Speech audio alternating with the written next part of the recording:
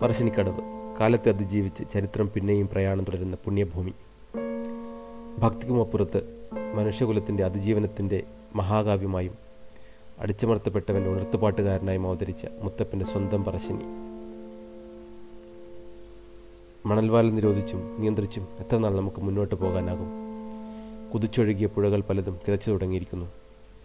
മണൽവാരൽ നിയന്ത്രണങ്ങൾ കാറ്റിൽ പറത്തി സജീവമായി തന്നെ മണൽ മാഫിയ പുഴയും കായലുകളും കൈയടക്കിയിരിക്കുന്നു.